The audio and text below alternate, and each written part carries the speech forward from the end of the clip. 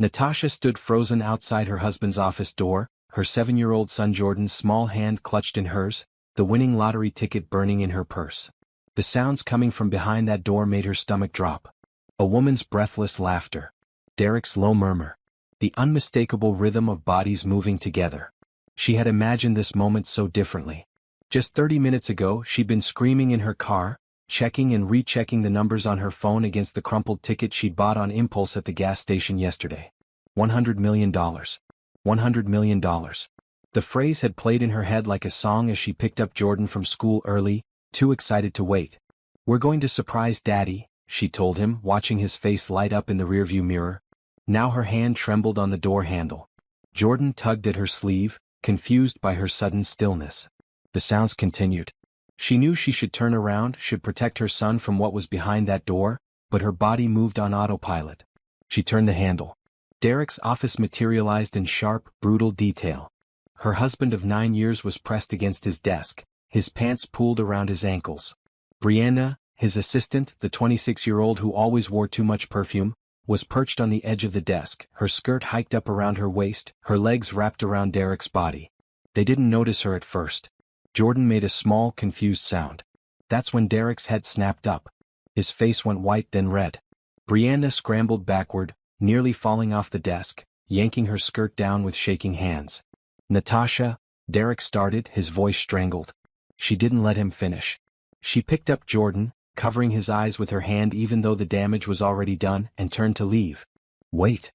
Derek grabbed his pants, stumbling after her. "Natasha, please just let me explain."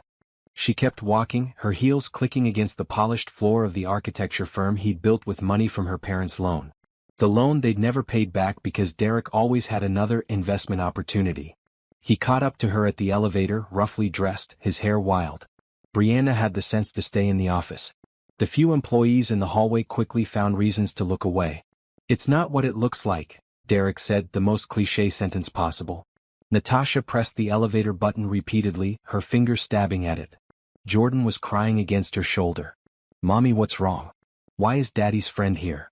"We're going home, baby," she whispered. Derek's hand closed around her arm. "Natasha, don't do this. We can talk about this. I made a mistake, okay? It was just one time, I swear." The elevator doors opened. She stepped inside. "How much?" Derek asked suddenly. She froze. "What?" "The lottery ticket. I saw it in your hand. How much did you win?" The question was so absurd, so perfectly revealing of who he really was, that she almost laughed. She'd just caught him having sex with his assistant, and his first real question was about money. "Go to hell, Derek." The doors closed on his stunned face. In the car, Jordan cried harder. "Did Daddy do something bad?" Natasha gripped the steering wheel, her winning lottery ticket still clutched in her other hand. $100 million. It had felt like a miracle an hour ago. Now it felt like ammunition. "Yeah, baby," she said quietly. "Daddy did something very bad." She drove to Carmen's house on autopilot, her best friend since college, the only person she could trust right now. Carmen took one look at her face and ushered them inside, setting Jordan up with cartoons and snacks in the living room before leading Natasha to the kitchen. What happened? Natasha told her everything. The lottery win. The rush to Derek's office. What she'd found there. Derek's question about how much money she'd won. Carmen's face went through several emotions, shock, fury, disgust, before settling on determination. "You can't tell him about the money," she said firmly. "What?" "The lottery win. You haven't claimed it yet, right?" Natasha shook her head. She'd planned to claim it with Derek, had imagined them walking into the lottery office together, had pictured his face when he realized their money problems were over. "Don't claim it yet. Go see a lawyer first. Tomorrow. First thing." Carmen grabbed her hands across the table. "Tasha, this is your way out. But you have to be smart about it. If Derek finds out you won this money while you're still married, he'll go after half of it. And based on what you just told me, that's exactly what he'll do." The words sank in slowly. Her miracle wasn't just a blessing. It was her escape route. "I need to file for divorce first," Natasha said slowly. "Yes. And you need to do it fast before he has time to prepare. He's going to try to make up with you. He's going to love bomb you, promise to change, maybe even cry. Don't fall for it." Natasha thought about the sound she'd heard through that door. Brianna's laughter.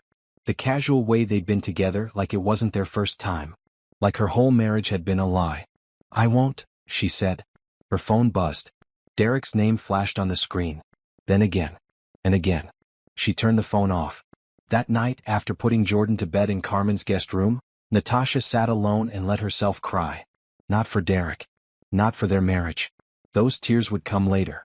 Tonight, she cried for the woman she'd been that morning, naive enough to think a lottery win would make them happy, blind enough not to see the truth that had apparently been obvious to everyone else. Tomorrow she would start fighting back. Tonight she would grieve. The lottery ticket sat on the nightstand, its numbers glowing in her mind. $100 million. It wasn't just money anymore. It was war. Architected character arc from victim to strategic operator. Now I need to continue with chapter 2.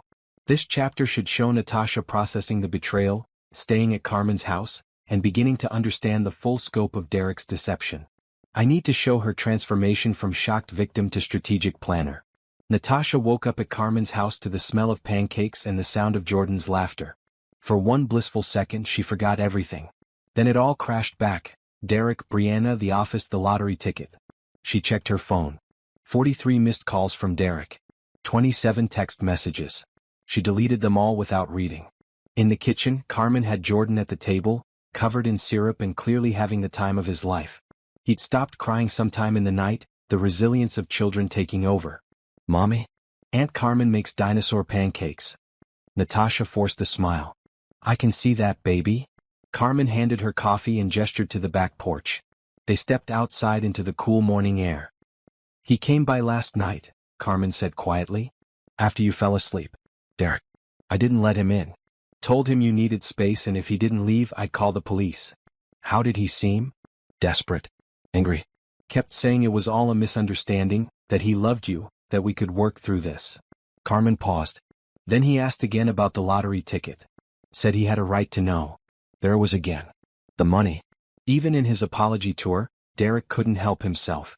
I called my cousin's law firm, Carmen continued. Patricia Wright. She's a divorce attorney, one of the best in the state. She can see you at 10 this morning. I already told her about the lottery ticket and the situation. She said to bring everything. Marriage certificate, bank statements, any documentation you have. Natasha wrapped her hands around the warm mug. This is really happening. Yeah, it is. But Tasha, you're going to be okay. Better than okay. Carmen's voice turned fierce. You're going to take that lottery money and build a life so good that Derek will choke on his regrets. At 9:30, Carmen's sister arrived to watch Jordan. Natasha had explained to her son that mommy and daddy needed some time apart, that they both loved him very much, but sometimes grown-ups had problems they needed to fix. He'd accepted it with the simple logic of a 7-year-old, more concerned about whether he could bring his favorite toys to Aunt Carmen's house. Patricia Wright's office was in a sleek downtown building, all glass and steel. The attorney herself was a tall black woman in her 50s with silver streaks in her natural hair and the kind of sharp eyes that missed nothing. Mrs. Harrison, she said, shaking Natasha's hand firmly. Have a seat. Natasha sat, suddenly feeling like she was about to jump off a cliff. Carmen gave me the basics, but I need to hear it from you. Start from the beginning. Natasha told the story again. It didn't hurt less the second time. Patricia took notes, her expression never changing, completely professional. And the lottery ticket? Patricia asked when she finished. Natasha pulled it from her purse and laid it on the desk. Patricia photographed it from several angles with her phone. $100 million. Lump sum or annuity? I haven't decided. Take the lump sum. After taxes you're looking at roughly $62 million. That's still a life-changing amount. Patricia leaned forward. Here's what's going to happen.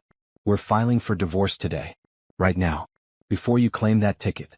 In this state, lottery winnings can be considered separate property if acquired after the marriage has irretrievably broken down and if you file for divorce before claiming the prize. But I bought the ticket while we were still married. Yes, but you discovered his affair before claiming it. That discovery is what irretrievably broke down your marriage. We file today, you claim the ticket tomorrow through a trust that I'll help you set up. The timing is crucial. Natasha's head spun. Yesterday she'd been a stay-at-home mom married to an architect. Today she was plotting legal strategy to protect a fortune. What about Derek? What will he do?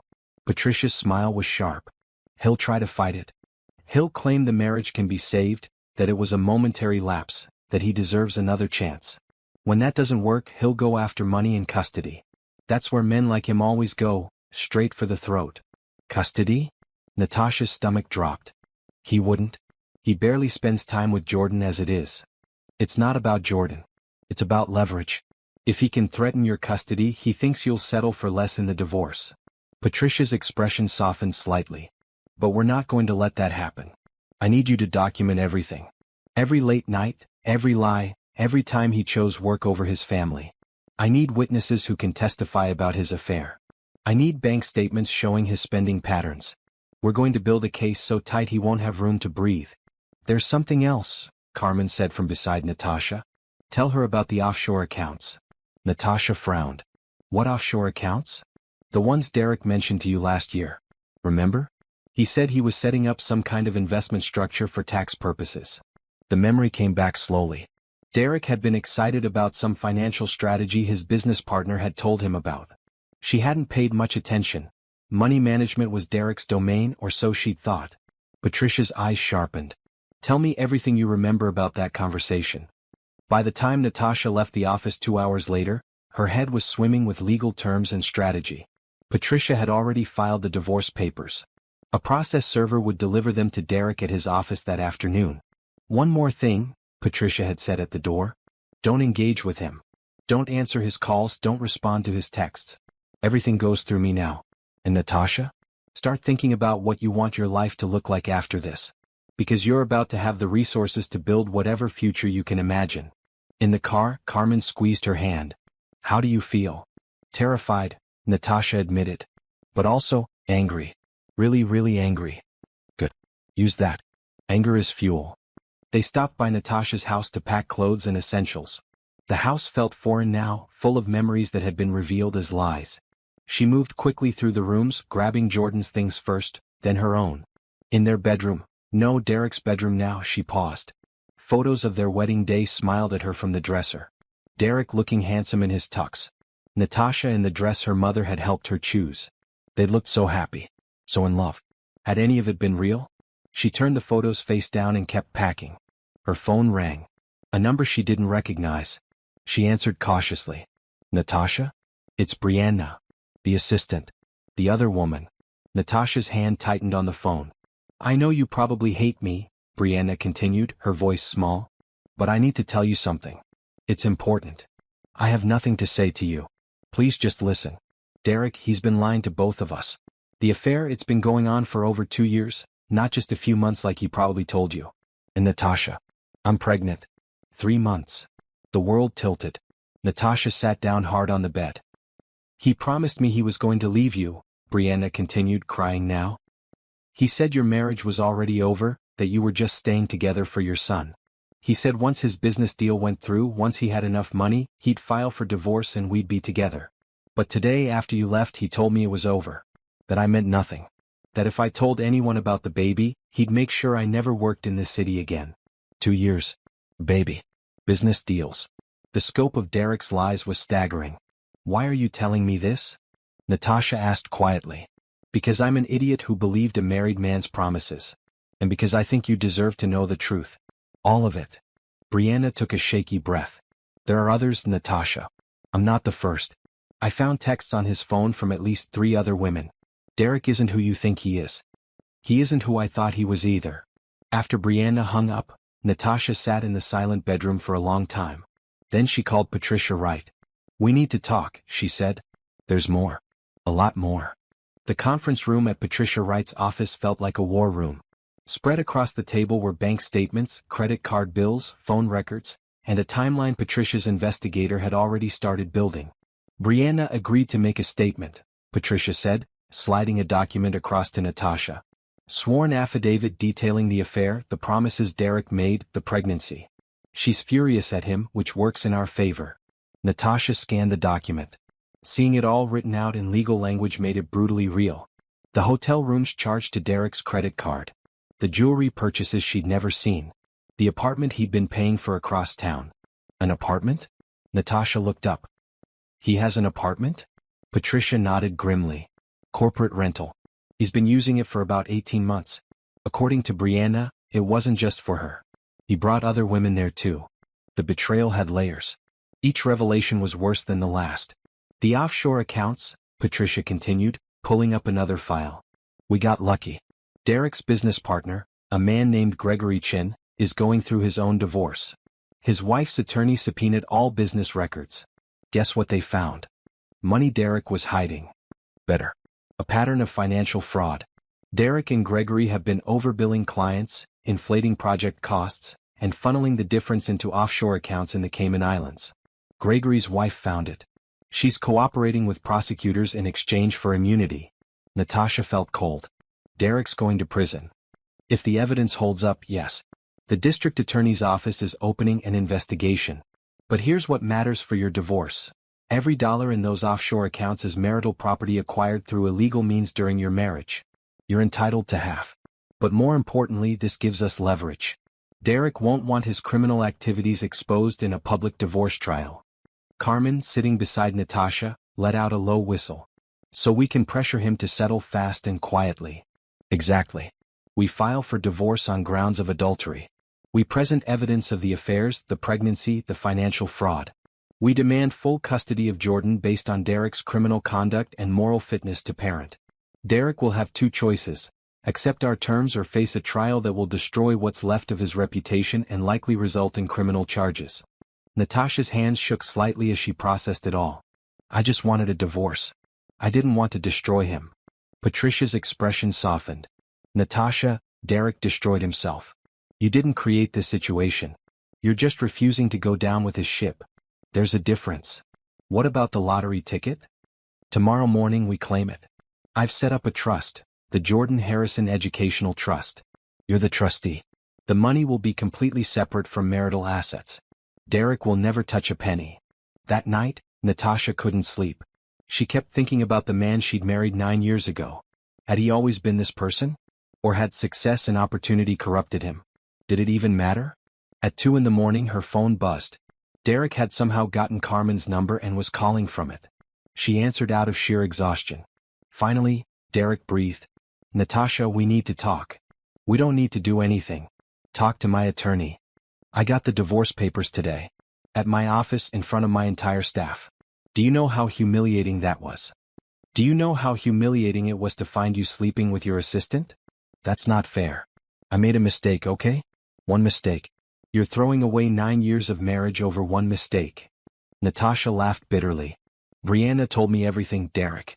2 years. Multiple women. The apartment. The lies. Stop calling it one mistake. Silence. Then, Brianna is lying. She's unstable. She got obsessed with me and now she's trying to ruin my life.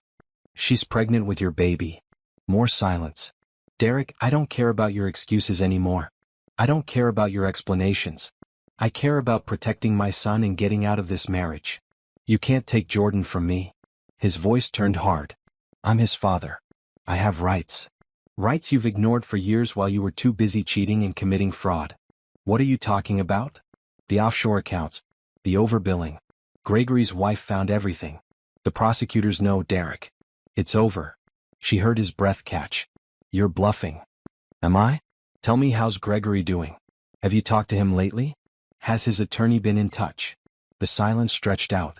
She could almost hear Derek's mind racing, calculating, trying to figure out how much she knew. This doesn't have to get ugly, he finally said. We can work something out. I'll give you whatever you want in the divorce. Just don't go to the prosecutors. Please, Natasha. I'll lose everything. You should have thought about that before you decided our marriage vows meant nothing. She hung up. Carmen appeared in the doorway, wrapped in a robe. You okay? He's scared. Good. Patricia called earlier while you were putting Jordan down. The lottery office opens at 8. She'll meet us there. The Jordan Harrison Educational Trust. $62 million after taxes. A new life waiting on the other side of claiming that ticket. Natasha had never imagined winning the lottery. But she'd also never imagined her husband would betray her so completely. Maybe fate was balancing the scales. The next morning, Natasha wore her best suit, the navy one she'd bought for her father's funeral 3 years ago. She wanted to look composed, professional, like someone who deserved this blessing. The lottery office was surprisingly ordinary, a state government building with fluorescent lights and motivational posters on the walls. Patricia met them in the lobby with a notary and a financial advisor named Robert Kim. Ready? Patricia asked. Natasha pulled the ticket from her purse. Her hand didn't shake. Ready. The validation process took 2 hours. Photos, paperwork, legal documentation for the trust. News cameras gathered outside. Someone had tipped them off about a major winner claiming their prize. No interviews, Patricia instructed. No photos. We release a statement through the trust and that's it. But as they left through a side entrance, a reporter shouted a question. What are you going to do with the money? Natasha paused. Looked back at the cameras. Thought about Derek watching this on the news, realizing what he'd lost. I'm going to build a better life, she said simply. Then she got in the car and drove away from her old life forever. Derek received the official divorce filing on a Tuesday morning, delivered by a process server who walked into his office staff meeting. The humiliation was calculated. Patricia Wright didn't do anything by accident. Within an hour, Derek's attorney called for an emergency meeting. His name was Lawrence Webb, a slick corporate lawyer with zero family law experience but an abundance of ego. We're going to fight this, Webb told Derek confidently. Irreconcilable differences, adultery, these are just allegations. We demand proof. We demand reconciliation counseling. We drag this out until she gives up. Derek nodded, but his hands shook around his coffee cup. He'd spent the last 2 days trying to reach Natasha, trying to explain, trying to fix this. She wouldn't answer. Carmen wouldn't let him near the house. He felt like he was losing his mind. And now the lottery win. The news was everywhere. $100 million. His wife, soon-to-be ex-wife, had won $100 million the same day she'd caught him with Brianna. The timing made him sick. The lottery money, Derek said. She won it while we were married. I'm entitled to half. Webb shook his head. It's in a trust. Patricia Wright is too smart for that. She made sure your wife claimed it after filing for divorce. We can argue the ticket was purchased during the marriage, but it's going to be an uphill battle. Especially with what? Webb slid a folder across the desk. With the allegations her attorney is making. Multiple affairs. Financial fraud. Criminal conduct. Derek, is any of this true? Derek's throat went dry. It's complicated. Complicated how? Brianna and we had a relationship. But it's over. The other women, they're exaggerating. And the money stuff with Gregory, that's just aggressive business tactics. Nothing illegal. Webb leaned back in his chair, studying Derek carefully. I need you to be honest with me. Are there offshore accounts? Maybe. Gregory handled that side of things. Are there falsified billing records? Gregory handled that too. Is Brianna pregnant? Derek closed his eyes. Yes. Jesus Christ. Webb ran a hand through his hair. Okay. Here's the situation. If we go to trial, all of this comes out. The affairs, the pregnancy, the business fraud. A judge will crucify you. You'll lose custody of your son. You'll probably face criminal charges. And you won't see a penny of that lottery money. So what do? We settle. Fast and quiet. We offer her primary custody, we don't fight the financial split, and we pray Patricia Wright doesn't hand everything over to the district attorney. No. Derek stood up. I'm not giving up my son. Jordan is mine too. Derek, sit down and listen to me. You're not in a position to make demands. Your wife holds all the cards. She has evidence of your affairs. She has a cooperative mistress willing to testify. She has financial records that could send you to prison.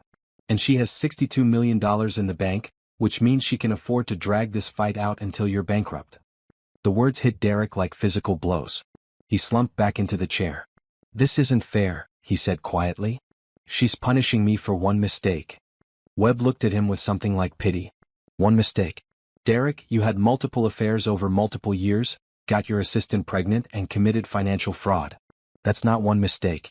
That's a pattern of choices. And now you're facing the consequences. That night, Derek sat alone in the apartment Natasha now knew about. His phone was silent. Brianna wouldn't answer his calls. She'd blocked him after he'd told her the affair was over. His business partner Gregory was negotiating his own legal problems and wanted nothing to do with Derek. The news played on mute, showing footage of Natasha leaving the lottery office. She looked beautiful and composed, nothing like the crying woman who'd caught him with Brianna. In just a few days, she transformed into someone he didn't recognize. Someone strong. His phone buzzed. A message from an unknown number. This is Patricia Wright. My client is willing to meet one time to discuss settlement terms. Tomorrow 2 p.m. my office. Come alone. If you contact Natasha directly before this meeting, the offer is withdrawn. Derek stared at the message. This was it. His one chance to negotiate, to salvage something from the wreckage of his marriage and his life. He texted back, "I'll be there." The meeting was tense. Patricia's office felt like enemy territory, and Natasha sitting across from him looked like a stranger. She didn't cry. She didn't yell. She just looked at him with cold, measured distance. "These are our terms," Patricia said, sliding a document across the table. Primary physical custody to Natasha. You get supervised visitation every other weekend pending resolution of your criminal matters. No child support because you're about to lose your income stream. Natasha gets the house, the cars, and all marital assets. You get to walk away without her pressing charges or cooperating with prosecutors. Derek scanned the document, his heart sinking with each line. "This is everything. You're taking everything." "No," Natasha said quietly. "You threw away everything. I'm just protecting what's left. I have rights. Jordan is my son. Jordan is a child who walked in on his father betraying his mother.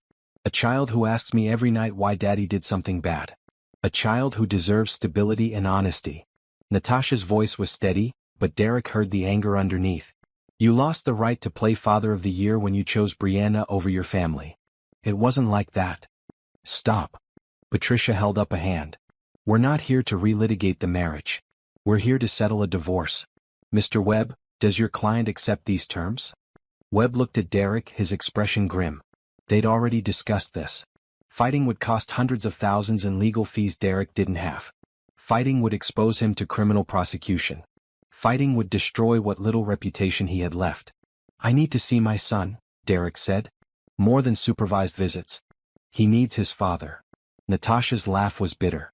"Now you want to be a father? Where were you during his soccer games? During parent-teacher conferences? During the 100 small moments that make up childhood? You were with Brianna. Or the others. Building your secret life while I built our home." The truth in her words cut deep.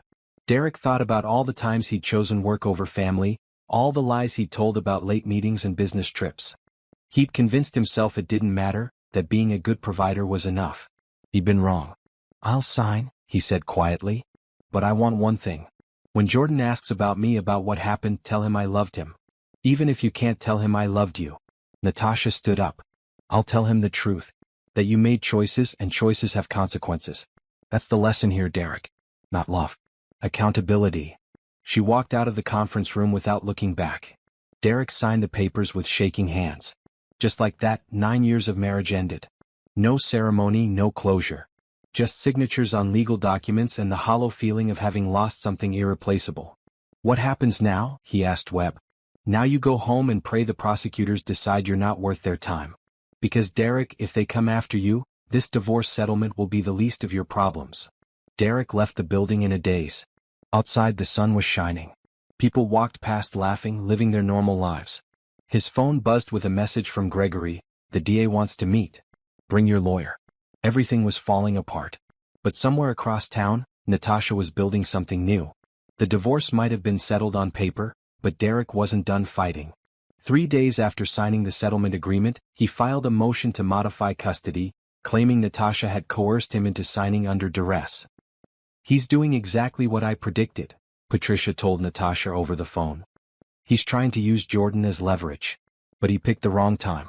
The DA's office just moved forward with their investigation into the financial fraud.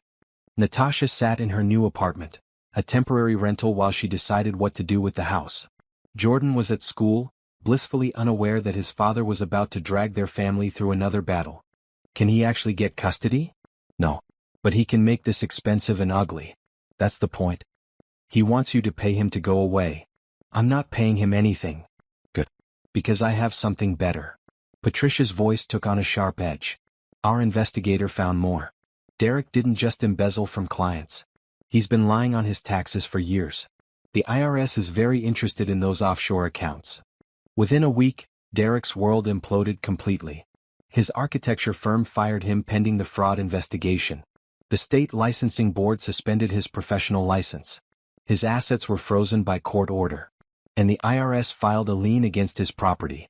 Brianna, watching from the sidelines and realizing Derek had nothing to offer her, made her own calculated move. She reached out to Natasha's attorney with a proposal. "I'll testify," she told Patricia. "I'll tell the court everything.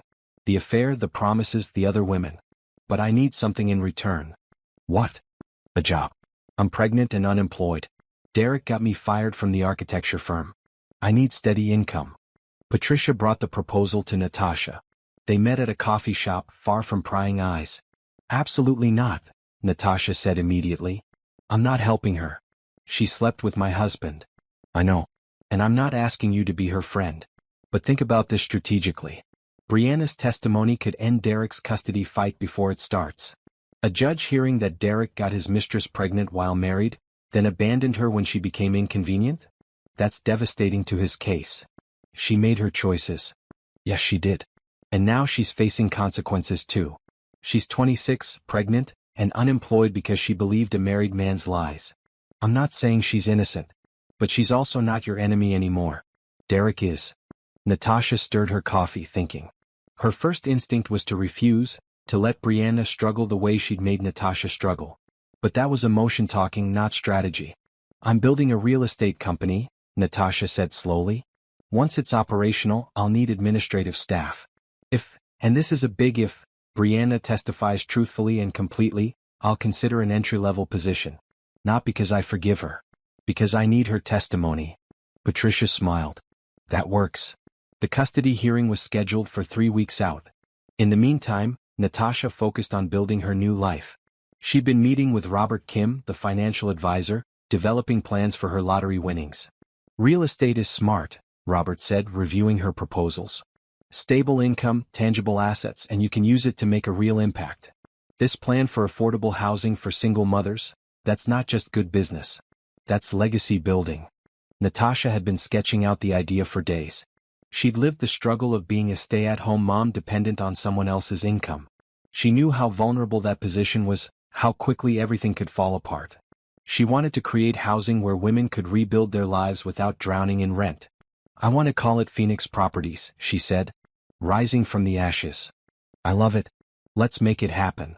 Carmen quit her job as a marketing director to join Natasha full-time. They set up an office in downtown, hired a small staff, and started identifying properties to purchase. The work was intense and exhilarating. Every decision was Natasha's to make, every success was hers to claim. She'd spent 9 years as Derek's wife, her identity wrapped up in supporting his career. Now she was building her own empire. But Derek wasn't going quietly. His new attorney, Webb had dropped him once the criminal charges materialized, was a family law specialist named Rita Gonzalez who specialized in high-conflict divorces. Rita filed motion after motion, challenging everything from the custody arrangement to the financial settlement to Natasha's fitness as a mother. She's unemployed, one filing claimed. Living off lottery winnings with no stable income or career. The child needs structure and stability that only his father can provide. Patricia destroyed the argument in her response, pointing out that Derek was unemployed and facing criminal charges while Natasha was actively building a legitimate business. But the attacks kept coming. The worst was a motion questioning Natasha's mental health, claiming she'd been unstable since discovering the affair and suggesting mandatory psychological evaluation before custody could be determined. He's trying to paint you as crazy, Patricia explained. It's a classic move when they have nothing else. We fight back with character witnesses, with evidence of your stability, with Jordan's own statements about preferring to live with you. The custody hearing finally arrived. Natasha walked into the courthouse with Patricia, Carmen, and a binder full of evidence. Derek sat across the aisle with Rita, looking gaunt and desperate. Their eyes met once. Natasha looked away first, not because she was afraid, but because he wasn't worth her attention anymore. The judge, an older woman named Honor Martinez who'd been on the family law bench for 20 years, reviewed the case file with obvious distaste. Mr. Harrison, she said, looking at Derek over her reading glasses. You're asking this court to modify a custody agreement you voluntarily signed less than a month ago. You're also currently under investigation for financial fraud and tax evasion. Help me understand why I should grant you primary custody of a 7-year-old child. Rita stood up. Your Honor, my client made a mistake in signing the original agreement. He was under duress, facing threats of criminal prosecution, and wasn't thinking clearly. He's Jordan's father. He has a constitutional right to parent his child. A right he exercised quite selectively during his marriage, Patricia countered.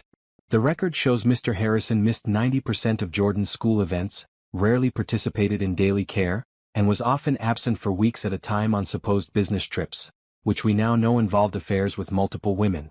Alleged affairs, Rita interjected. I have sworn testimony from 3 of them, Patricia said calmly. Would you like me to call them as witnesses? The judge held up a hand. I've read the affidavits. Let's hear from the child. Jordan had been interviewed by a court-appointed guardian ad litem, an attorney whose job was to represent Jordan's best interests. The guardian's report was damning for Derek. The child expressed clear preference for living primarily with his mother, the guardian reported. He describes his father as busy and angry lately. When asked about the incident that led to the separation, he became visibly distressed. He told me, quote, Daddy did something bad and made Mommy cry. In my professional opinion, placing this child in his father's primary custody would be detrimental to his emotional well-being. Derek's face crumpled. For the first time, Natasha saw real emotion from him. Not manipulation, not calculation, but genuine grief at the loss of his son's trust. It almost made her feel sorry for him. Almost. Judge Martinez ruled swiftly. The original custody arrangement stands. Primary physical custody to the mother, supervised visitation for the father pending resolution of criminal matters. Mr. Harrison, if you want more time with your son, I suggest you focus on being a better man instead of a better lawyer. This hearing is adjourned. Outside the courthouse, Derek tried to approach Natasha. His security escort stopped him, but he called out anyway. I'm sorry, he shouted across the plaza. Natasha, I'm so sorry. I was wrong about everything. She kept walking, her head high, Patricia and Carmen flanking her like shields. The apology was 5 months too late. The private investigator Patricia hired was a woman named Florence Chin, no relation to Gregory, who'd spent 20 years with the FBI before going private. She had a talent for finding things people wanted to stay hidden. I need everything, Patricia had told her. Every account, every transaction, every lie. This isn't just about the divorce anymore. It's about protecting my client from whatever else is hiding in this man's past. Florence delivered 2 weeks later with a report that made Natasha's blood run cold. They met in Patricia's conference room on a Friday afternoon. Florence spread documents across the table like a dealer showing a winning hand. Derek Harrison is a professional con artist, she began without preamble. Not in the legal sense, he's never been convicted. But in practice? Absolutely. Let me walk you through what I found. The first revelation: Derek's business partnership with Gregory wasn't accidental. They'd met 7 years ago at a conference for architects, bonded over their shared philosophy that clients are resources to be mined. They'd planned the whole scheme from the beginning: create a prestigious firm, attract wealthy clients, systematically overbill them while providing just enough quality work to avoid suspicion. The offshore accounts in the Cayman Islands hold approximately $3.2 million, Florence continued. Split between Derek and Gregory. They've been funneling money there for 5 years. Natasha did the math. 5 years meant the fraud started 2 years into their marriage. There's more, Florence said. The affairs weren't just about sex. Derek was strategic about them. He targeted women in positions that could benefit him professionally: clients, vendors, the daughter of a city planning commissioner. Brianna wasn't special. She was just convenient.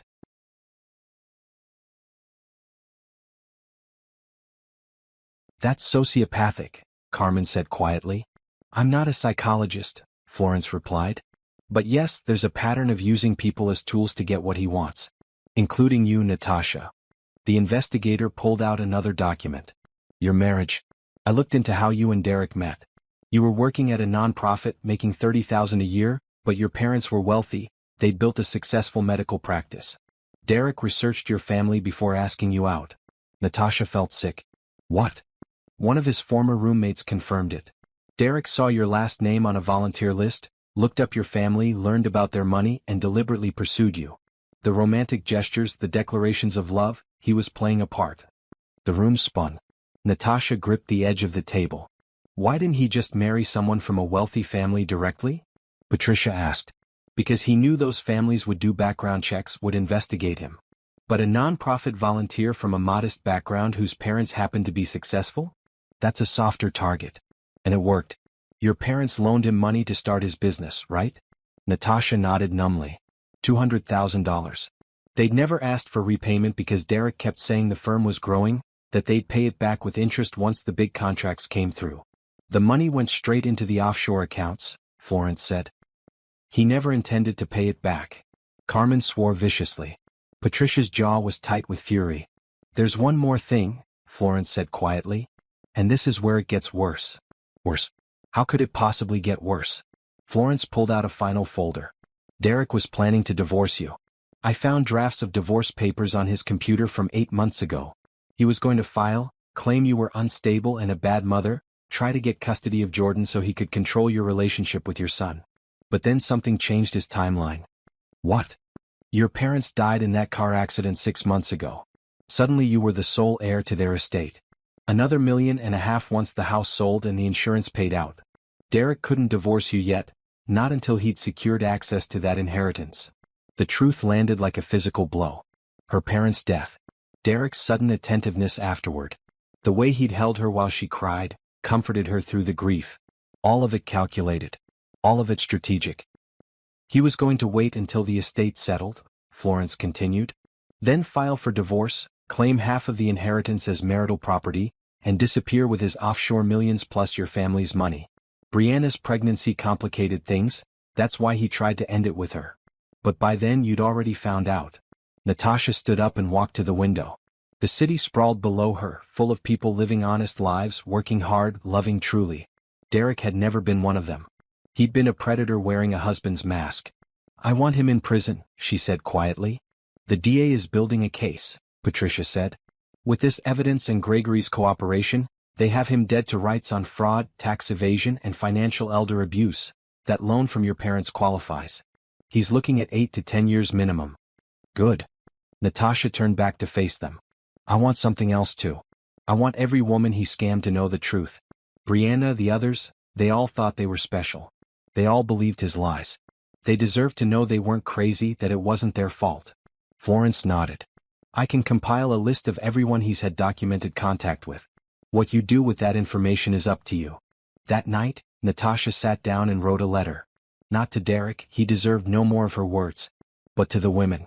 To Brianna, to the client's daughter, to the vendor he'd romanced and then ghosted. To everyone who'd been a footnote in Derek Harrison's con. She told them the truth. All of it. The pattern, the planning, the deliberate manipulation. She included copies of Florence's findings, redacted to protect privacy but clear enough to show the scope of his lies. She ended each letter the same way, you weren't wrong to believe him. Con artists are skilled at making people believe. But now you know the truth. What you do with that knowledge is your power, not his. She sent them all through Patricia, who delivered them via certified mail. Legal protection in case Derek tried to claim defamation. Over the next week, 3 of the women contacted Patricia's office. They wanted to help. They had evidence, texts, emails, financial records of money Derek had borrowed and never returned. The case against him grew stronger. Brianna called Natasha directly, crying. I didn't know, she sobbed. I swear I didn't know I was just another mark. I really thought he loved me. I know, Natasha said, surprising herself. I thought the same thing. I'm sorry. For everything. For believing him. For not seeing what was happening. Natasha took a breath. The job offer at Phoenix Properties still stands. If you want it. It's entry level and it won't be easy working for me. But I meant what I said, I need people I can trust. And you proved you were willing to tell the truth even when it hurt you. I don't deserve that. No, Natasha agreed. But neither of us deserved what Derek did. So maybe we both deserve a second chance. After they hung up, Carmen looked at her with admiration. That was big of you. It wasn't kindness, Natasha said. It was strategy. Brianna's testimony will seal Derek's fate. And keeping her close means I know exactly what she's saying. Still, a lot of people wouldn't be able to separate the emotion from the logic. Natasha smiled grimly. Derek taught me something valuable. People are tools. The difference is I'm using them to build something good instead of destroying lives. The DA's office called the next day. They had enough evidence to proceed with criminal charges. Derek Harrison would be arrested within the week. Justice was coming. Derek was arrested at 7 in the morning on a Tuesday, agents from the FBI and IRS executing a warrant at the apartment where he'd been living. They seized his computer, his phone, boxes of documents. The news cameras caught him being led out in handcuffs, his face pale and shocked. Natasha watched the footage on the news with Jordan at school and Carmen beside her. She felt no satisfaction. No triumph. Just a hollow sense of closure, like watching a door finally swing shut. "How do you feel?" Carmen asked. "Tired," Natasha admitted. "But also, free." Derek was charged with 15 counts of fraud, 7 counts of tax evasion, and 3 counts of financial elder abuse related to the loan from Natasha's parents. His bail was set at $500,000. He couldn't afford it. He sat in jail for 3 days before Rita Gonzalez arranged a bail bondsman. When he walked out of the courthouse, reporters swarmed him. "Mr. Harrison, did you defraud your clients? Is it true you embezzled millions? Did you steal from your wife's deceased parents?" Derek tried to push through without comment, but one question stopped him cold. "Do you have anything to say to your ex-wife, who won the lottery the day she discovered your affair?" Derek looked directly into the camera. "Natasha, if you're watching, I'm sorry. For everything. I was wrong. I was selfish. I destroyed the best thing in my life. I hope someday you can forgive me." Natasha turned off the television. "He's trying to manipulate public opinion," Patricia said when Natasha called. "Make himself sympathetic. The jury pool will see him as a repentant husband instead of a calculating criminal." Will it work? Not with the evidence we have. But it might reduce his sentence if he pleads guilty. The preliminary hearings dragged on for months. Derek's attorney tried every legal maneuver possible, suppressing evidence, challenging witnesses, questioning the investigation's validity. Nothing worked. Meanwhile, Natasha built her empire. Phoenix Properties purchased its first building, a rundown apartment complex in a neighborhood that had been forgotten by developers. She invested $2 million in renovations, creating 24 units of affordable housing for single mothers. Rent was subsidized based on income, childcare was provided on-site, and job training programs were offered to residents. The grand opening made local news. Natasha stood in front of the building with Jordan beside her, cutting the ribbon while cameras flashed. "This is for everyone who's been told they can't rebuild," she told reporters. "Everyone who's been knocked down and needs a safe place to stand up again. Phoenix Properties isn't just about housing. It's about hope." The story went viral. Within a week, Natasha had investors reaching out, wanting to partner on similar projects. Within a month, she'd purchased 3 more buildings. Within 3 months, Phoenix Properties had a waiting list of over 500 women seeking housing. Carmen managed operations while Natasha focused on expansion. They hired a staff of 12, including Brianna, who worked in administrative support and stayed quietly in the background. The woman had grown noticeably pregnant, her belly swelling with Derek's child. They didn't speak much beyond what work required. But one day Brianna stopped by Natasha's office. "I wanted you to know," she said quietly.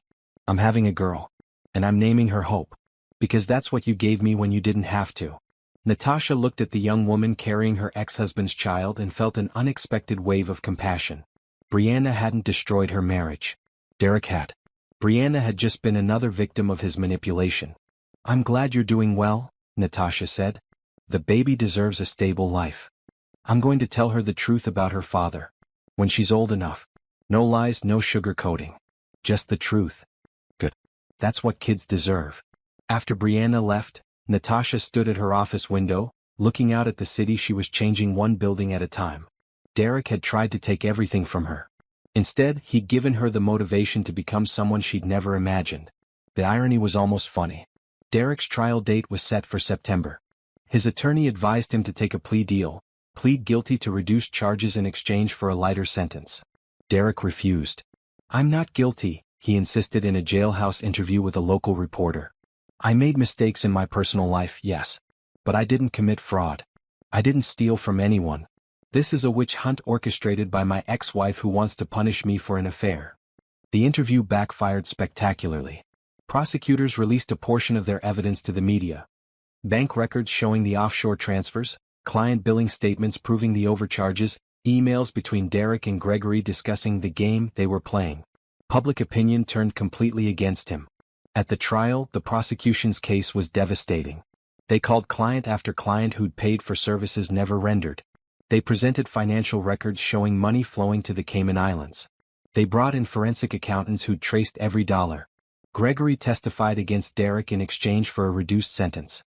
He laid out the entire scheme, explaining how Derek had been the mastermind, how he'd recruited Gregory into the fraud, how they'd celebrated each successful con. "Derek used to say we were Robin Hood," Gregory testified. "Taking from the rich, giving to ourselves. He made it sound noble, like we deserved this money more than people who'd inherited their wealth.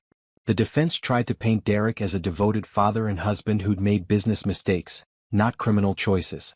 They called character witnesses who described him as charming and generous. But then Patricia called Natasha to the stand. She testified about the affairs, about finding Derek with Brianna, about the lies and manipulation. She produced the letter Derek had written 8 months before filing, the divorce plan that proved his calculated betrayal. She explained how he'd researched her family before dating her, how he'd used her parents' death to access their money. Derek Harrison is a con artist, she said clearly. He used everyone around him as tools for his own advancement. He felt no remorse until he got caught. Even now, he's only sorry he lost his meal ticket. The jury deliberated for 4 hours. Guilty on all counts. Derek's face went white when the verdict was read. His attorney slumped in her chair. On the other side of the courtroom, Natasha sat still and quiet, feeling the weight of justice settling into place. Sentencing was scheduled for 3 weeks later. Derek would likely get 8 to 10 years in federal prison. Outside the courthouse, reporters surrounded Natasha. How do you feel about the verdict? Are you satisfied with justice being served? What message do you have for other women in similar situations? Natasha looked into the cameras and spoke from the heart. I'm not celebrating someone going to prison. But I am grateful that the truth came out. To any woman watching this who's been manipulated or betrayed, it's not your fault. You're not crazy. Trust your instincts. And know that your life isn't over. Sometimes it's just beginning. She went home to Jordan, who was doing homework with Carmen in their new house. A beautiful craftsman they'd purchased in a quiet neighborhood with good schools. Mom, you're on TV, Jordan said, pointing to the screen. I know, baby. Dad's in trouble, isn't he? Natasha sat beside her son and took his hand. Yeah, he is. He made some bad choices and now he has to face consequences. Will I still see him? If you want to. When he's able to have visitors. But Jordan, I need you to understand something. Your father's mistakes are not your fault. You're loved. You're safe. And you're going to have an amazing life. Jordan leaned against her shoulder. I'm glad we're here, Mom. I like our new house. Me too, baby. Me too. Derek's sentencing hearing drew a smaller crowd than the trial. The spectacle was over. Now came the administrative conclusion. Judge Martinez, the same judge who'd ruled on custody, presided over the sentencing. She listened to impact statements from Derek's victims. Clients who'd trusted him with their money and their dreams, only to discover they'd been robbed. One elderly couple had given Derek $300,000 for their retirement home renovation. Derek had done minimal work and pocketed the rest. They'd nearly lost their house. You exploited people's trust, Judge Martinez said, looking at Derek with open disgust. You took money from families, from retirees, from people who worked their entire lives for what you stole in an afternoon. The court sentences you to 8 years in federal prison, followed by 5 years supervised release and full restitution to all victims. Derek was led away in handcuffs. He didn't look back. Natasha didn't attend the sentencing. She was too busy building her empire. Phoenix Properties had grown exponentially. 12 buildings now, spread across 3 cities, housing over 300 women and children. Natasha had expanded the model beyond affordable housing. She'd added job training programs, childcare centers, financial literacy classes, and legal aid services. You're creating ecosystems, Robert Kim told her during a quarterly review. Not just housing but complete support systems. It's brilliant. The media loved the story. Lottery winner uses fortune to help other women rebuild their lives. Natasha appeared on morning shows, in magazine profiles, at conferences about women's empowerment and social entrepreneurship. But success brought new challenges. Some critics claimed she was exploiting her divorce for publicity. Others questioned whether her housing model was sustainable. A few suggested she was only helping women to make herself feel better about her own victimhood. Natasha ignored the noise and focused on results. She hired more staff, property managers, social workers, business advisors. Carmen became the official COO of Phoenix Properties, managing day-to-day operations while Natasha focused on expansion and fundraising. Brianna had her baby in December, a healthy girl with Derek's eyes and Brianna's smile. She brought hope to the office after maternity leave, working half-days with the baby in a carrier. Watching Brianna navigate single motherhood while trying to build a career reminded Natasha why this work mattered. How are you managing? Natasha asked during one of their rare personal conversations.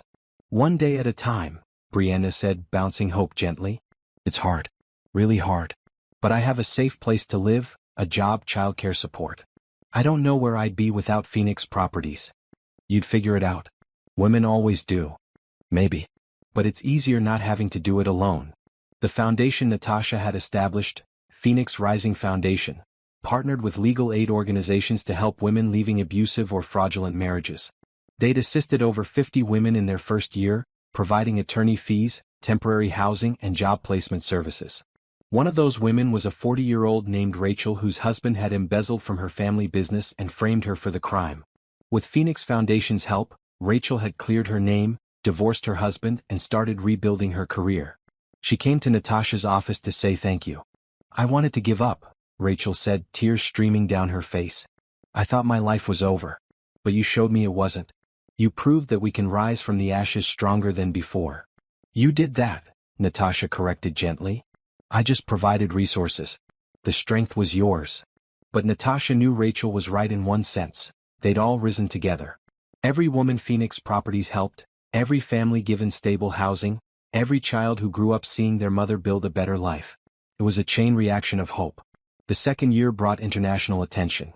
Investors from across the country wanted to replicate the Phoenix model in their cities. Natasha partnered with organizations in 5 states, helping them establish similar programs. The movement grew beyond what she'd imagined. Jordan thrived in their new life. He joined soccer, made friends, excelled in school. He visited Derek twice in prison. Awkward, painful visits where Derek tried to explain himself and Jordan mostly stayed quiet. After the second visit, Jordan told Natasha he didn't want to go anymore. It makes me sad, he said. Dad keeps saying he's sorry, but I don't think he knows what he's sorry for. Not really. You don't have to visit if you don't want to. That's your choice. Do you still love him? The question caught Natasha off guard. She thought carefully before answering. I love the man I thought he was. But that man never really existed. Derek was playing a part and I fell in love with the performance. When I figured that out, the love died. What I feel now is nothing. He's just a person who used to be in my life. That's sad. Maybe. But it's also freeing. I don't have to carry anger or hurt anymore. I can just live my life. On the 2-year anniversary of catching Derek with Brianna, Natasha stood at the groundbreaking ceremony for Phoenix Properties' largest project yet, a 50-unit complex with on-site education programs, healthcare services, and business incubator space for resident entrepreneurs. Carmen stood beside her, holding the ceremonial shovel. Jordan was in the front row with his friends from school.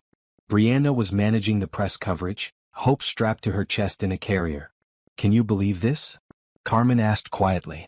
2 years ago, you were a stay-at-home mom whose husband was cheating on her. Now you're changing lives across the country. We're changing lives, Natasha corrected. This isn't just my empire. It's ours. The speeches began. Local politicians praised Natasha's vision. Social workers talked about the impact on their community. A single mother who'd been in Phoenix housing for 18 months spoke about how the program had helped her escape domestic violence, finish her nursing degree, and secure a job at a local hospital. I have my own apartment now, the woman said, her voice strong. My kids are safe. I'm building a career. None of this would have happened without Phoenix Properties showing me that I deserved better. When it was Natasha's turn to speak, she looked out at the crowd, hundreds of people who believed in this mission, who wanted to create change. 2 years ago, I learned that my entire life was built on lies, she began. My marriage was a fraud. My husband had betrayed me in every way possible. I could have let that destroy me. A lot of people told me to take the money and disappear, to hide from the pain and embarrassment. She paused, letting the words sink in. But I realized something important. Pain is just information. It tells us something's wrong, but it also tells us we're alive, that we still feel, that we still care. I took that pain and transformed it into purpose. Not revenge, purpose. There's a difference. Revenge would have been trying to destroy Derek's life. Purpose is building something so good that his absence becomes irrelevant. Purpose is taking the worst day of your life and using it to create better days for other people. The crowd applauded. Phoenix Properties exists because I refuse to let one man's choices define my story. And we're growing because thousands of women refuse to let their circumstances define theirs. We're not victims waiting for rescue. We're survivors building empires. She drove the shovel into the ground. Cameras flashed. Jordan cheered. Her empire was rising, one woman at a time. Derek served his time at a minimum security federal prison in Pennsylvania, far from the life he'd built and destroyed in equal measure. Natasha never visited. Jordan stopped asking about his father after the first year, the memory of Derek fading into something abstract and distant. But 3 years into his sentence, Derek's attorney contacted Patricia with a request. Derek wanted to see Natasha. One conversation. He claimed he had information she needed to hear about Gregory and the offshore accounts. "It's a manipulation," Patricia said flatly.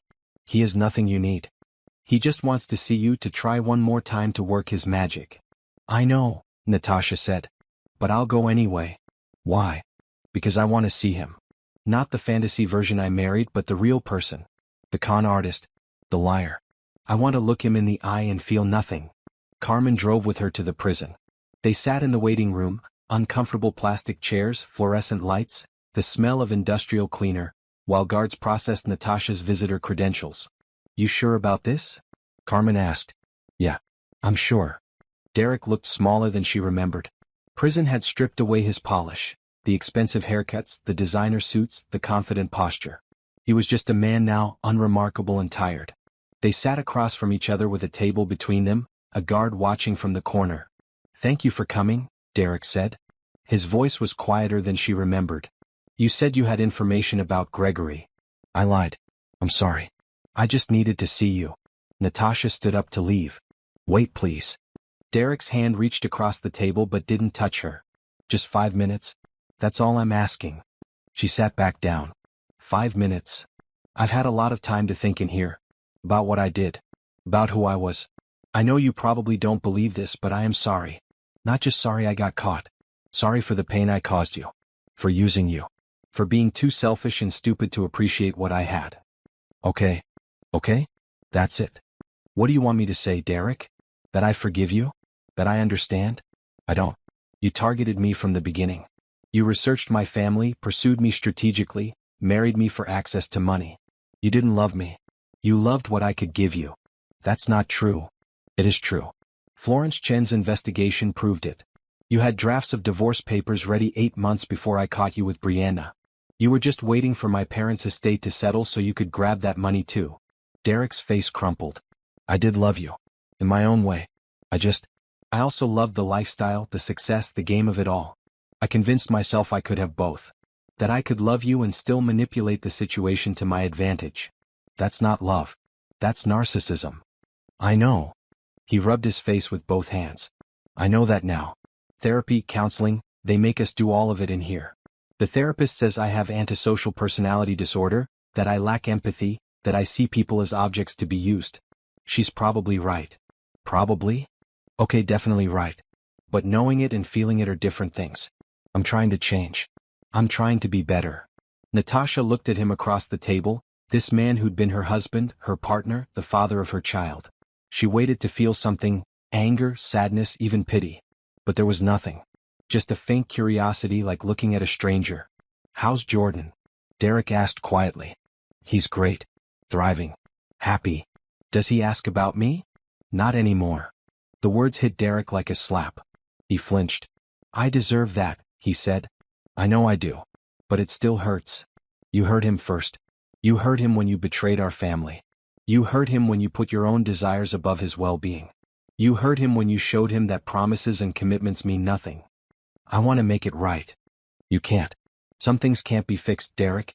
You can serve your time, you can do your therapy, you can become a better person. But you can't undo the damage.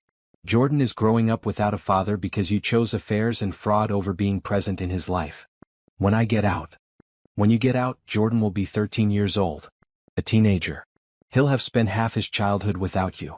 You'll be a stranger asking for a relationship with a kid you don't know anymore. Maybe he'll give you a chance. Maybe he won't. That's his decision, not mine." Derek was crying now, silent tears running down his face. "I threw away everything. For what? For money I'm paying back in restitution? For affairs that meant nothing? For a lifestyle that was all performance and no substance?" "Yes, you did. And you built an empire. I saw the articles. Phoenix Properties. The foundation.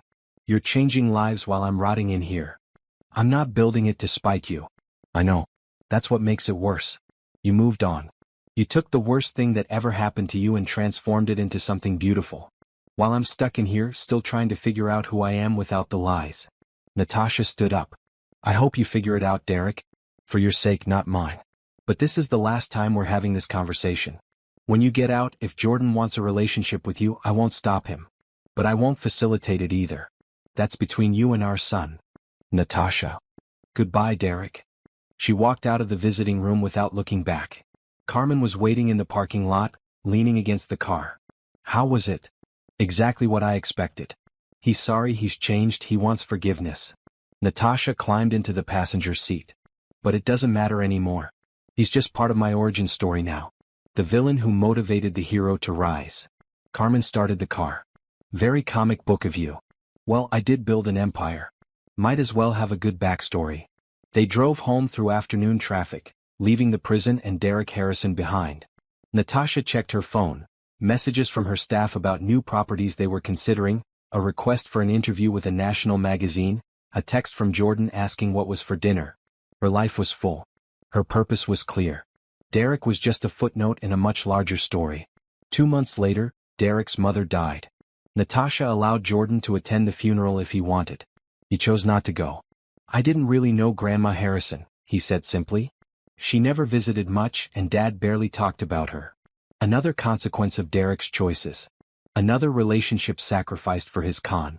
Derek served 5 years before being released on good behavior. Natasha learned about it from Patricia, who'd been monitoring his case. He's out, Patricia said over the phone. Supervised release, working in construction, living in a halfway house. He hasn't tried to contact you or Jordan. Good. That's exactly what I wanted. Life moved forward. Phoenix properties expanded to 10 states. Jordan started high school. Brianna's daughter Hope started preschool. The foundation helped thousands of women rebuild their lives. And Derek Harrison faded into memory, a cautionary tale about the consequences of lies. 4 years after Derek's release from prison, Natasha stood at the grand opening of her most ambitious project yet, Phoenix House, a comprehensive center for women and children escaping domestic violence. The facility had emergency housing, legal services, therapy programs, job training, and childcare, everything needed to help women rebuild from the ground up. Jordan was 15 now, a confident teenager volunteering at Phoenix properties on weekends. Brianna had been promoted to Director of Community Relations, managing the relationship between Phoenix and the families they served. Hope was a bright 6-year-old who spent afternoons in the Phoenix Child Care Center while her mother worked. This is incredible, Carmen said, looking around at the crowd gathered for the ribbon-cutting ceremony. Remember when we started with 1 building and a dream? Now we have 43 buildings and a movement, Natasha replied. Who would have thought? The guest speaker was a woman named Dr. Yolanda Price, a nationally recognized expert on domestic violence and economic empowerment. She partnered with Phoenix Foundation to develop their therapy and support programs. Natasha Harrison didn't just build a business, Dr. Price told the assembled crowd.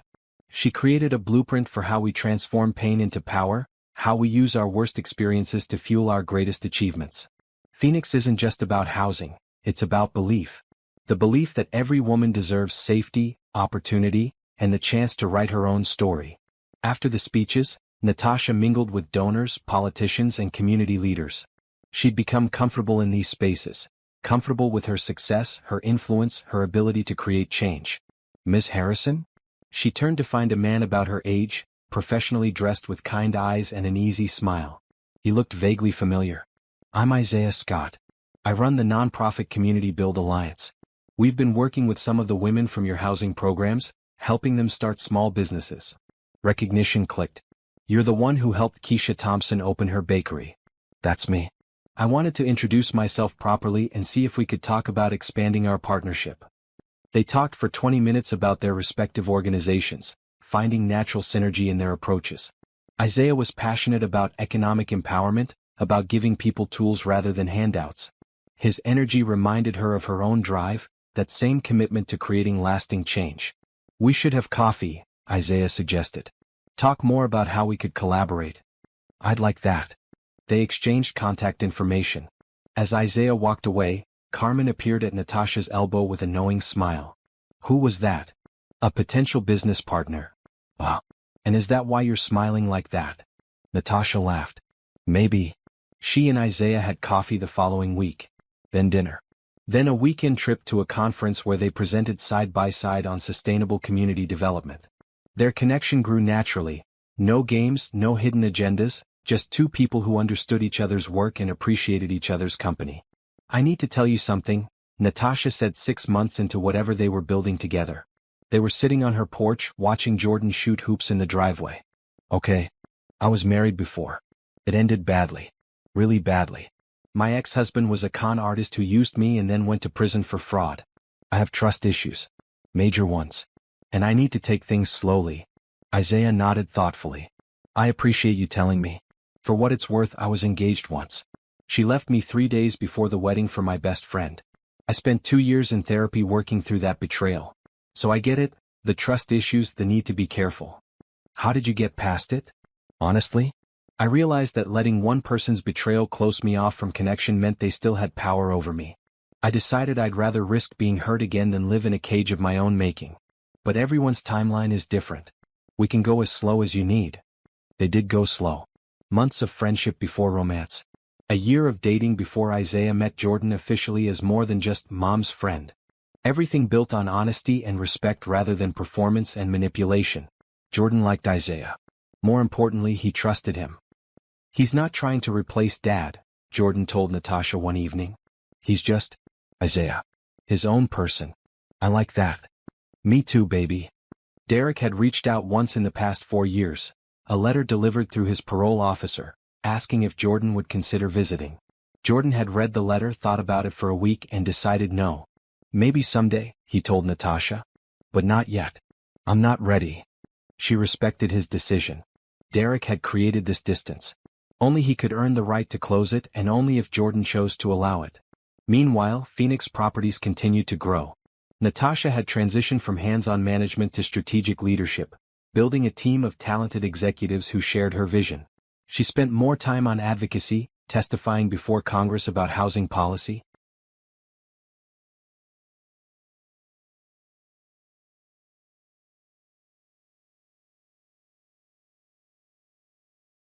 Speaking at women's empowerment events, using her platform to amplify voices that needed to be heard. The lottery money was almost gone, invested into the business, the foundation, the properties. But Phoenix was self-sustaining now, generating revenue through rent, real estate appreciation, and partnerships with other organizations. The empire she'd built would outlive her initial windfall. 2 years after meeting Isaiah, he proposed. Not with grand gestures or public spectacle, but quietly on her porch, the same place they'd had their first real conversation. I love you, he said simply. I love your strength, your passion, your commitment to making the world better. I love watching you with Jordan. I love building this life alongside you. Will you marry me? Natasha looked at the ring, simple, elegant, so different from the ostentatious diamond Derek had presented 9 years ago. That ring had represented what she could give him. This ring represented what they could build together. Yes, she said. But slowly. I need time. Take all the time you need. I'm not going anywhere. They got married 18 months later in a small ceremony at Phoenix House, surrounded by family, friends, and the women whose lives had been changed by Natasha's work. Jordan walked her down the aisle. Brianna was in the front row with Hope. Carmen stood as maid of honor. It was nothing like her first wedding, no grand venue, no hundreds of guests, no performance. Just truth, commitment, and love. Derek heard about it through social media. He sent a card to Jordan, not to Natasha but to his son. It said simply, I'm happy your mother found someone worthy of her. I'm sorry I wasn't that person. Love, Dad. Jordan showed Natasha the card. Do you think he means it? Maybe. People can change. But change doesn't erase consequences. I think I want to write him back. Not to forgive him or anything. Just to acknowledge he sent it. That's your choice, Jordan. I support whatever you decide. 6 months into her marriage with Isaiah, Natasha received an award from the National Women's Foundation for her work in housing and empowerment. She brought Jordan, Isaiah, Carmen, and Brianna to the ceremony in Washington, D.C. In her acceptance speech, she talked about the journey, the betrayal that sparked it, the choice to transform pain into purpose, the community that rose together. I didn't set out to build an empire, she said. I set out to survive. To protect my son. To create a life that didn't depend on someone else's lies.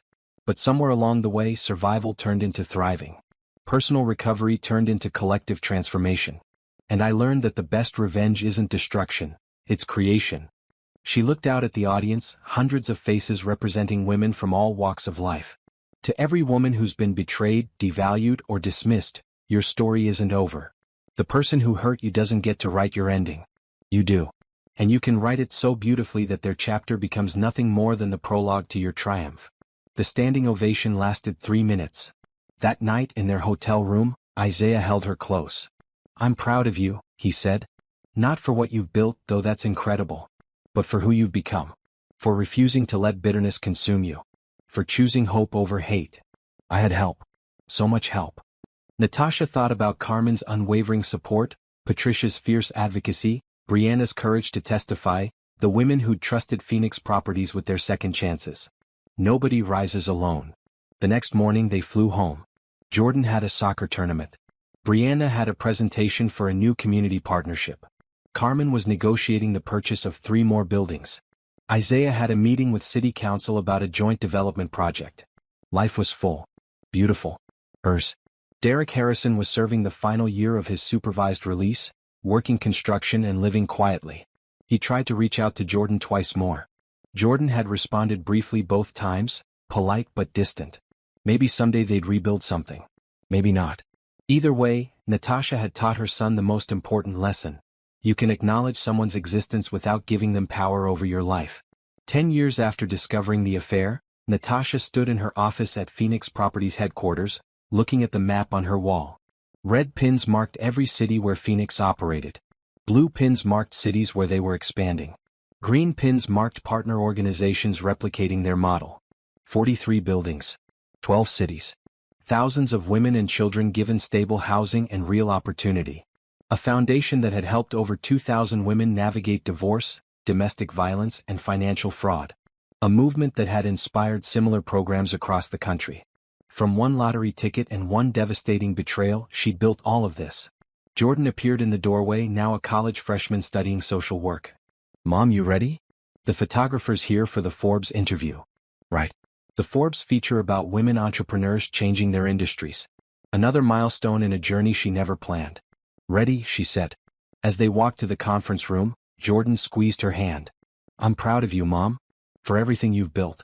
For being strong enough to turn that horrible day into something amazing." Natasha smiled.